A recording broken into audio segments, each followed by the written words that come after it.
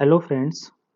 ये आज से हम लोग द हिंदू न्यूज़पेपर का डेली एनालिसिस करेंगे, मगर हमारा पोर्शन अदर न्यूज़पेपर से डिफरेंट होगा। वो इसलिए डिफरेंट होगा क्योंकि हम करंट अफेयर से स्टैटिक पोर्शन को निकालेंगे। तो जो करंट अफेयर डेली आता है उसमें से यूपीएससी और पीसीएस में स्टैटिक पोर्शन पूछता है, तो इसलिए हम उसको डेली करंट के थ्रू रिवाइज करेंगे। ये थोड़ा शॉर्ट वीडियो होगा।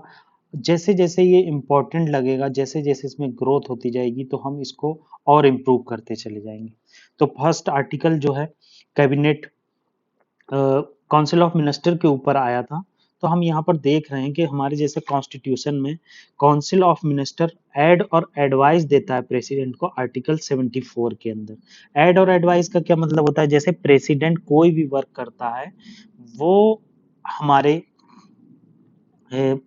काउंसिल ऑफ मिनिस्टर की विल पर करता है, एडवाइस पर करता है। और ये जो एडवाइस होती है ये 44th अमेंडमेंट के बाद बाइंडिंग कर दी गई है। 42nd या 44th अमेंडमेंट के बाद आगे डिस्कस करेंगे इसे। तो उसको बाइंडिंग कर दिया गया है। तो जैसे प्रेसिडेंट को इसके लिए एडवाइस दी जाती है काउंसिल ऑफ मिनिस्टर के द्वारा आर्टिकल 74 में। मैच द फॉलोइंग आ सकता है। आर्टिकल 74 किससे रिलेटेड है? आर्टिकल 75 क्या? Other provision of minister. Other provision में क्या आ जाता है? अदर प्रोविजन में बहुत सी चीजें आ जाती हैं, जैसे उसको शपथ दिलाना है, अलायंसेज है, ये सब चीजें आ जाती हैं। तो ये दो आर्टिकल इससे रिलेटेड है।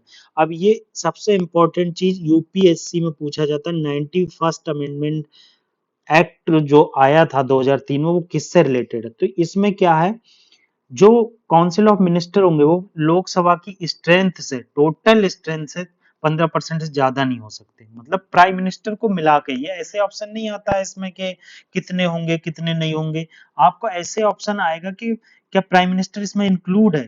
तो ये काउंसिल ऑफ मिनिस्टर से रिलेटेड आर्टिकल है। जैसे मैंने आपको पहले ही बताया था आर्टिकल 75 में क्या होता है कि अदर प्रोविजन आते हैं। तो अदर प्रोविजन में मैंने बताया ही था कि कैसे कैसे ओथ दिलाई जाती है, कैसे अलायंसेस डिसाइड होते हैं एमपीज के, वो सब आता। और ऐसे ही स्टेट से रिलेटेड है। स्टेट से रिलेटेड क्या? काउंसिल ऑफ मिनिस्टर आर्टिकल 163 के अंदर एड एंड एडवाइस आती है, 164 के अंदर अदर प्रोविजन ऑफ मिनिस्टर्स आते हैं। आगे दूसरा आर्टिकल द हिंदू से हमने जो निकाला है, इसमें वेस्ट एशिया के बारे में निकाला है। अक्सर पूछ लेता है वेस्ट एशिया में कौन कौन सी कंट्री आती है। तो मेजरली ये कंट्री आती है। इसमें सबसे इंपॉर्टेंट चीज है अफगानिस्तान, और ये क्या कहते हैं, पाकिस्तान जो है वेस्ट एशिया में नहीं आता है। दूसरा अदर इंपॉर्टेंट आर्टिकल जो द हिंदू में आया है उसको हम डिस्कस कर रहे हैं कि इथेनॉल ब्लेंडिंग हमने 10% टारगेट अचीव कर लिया है।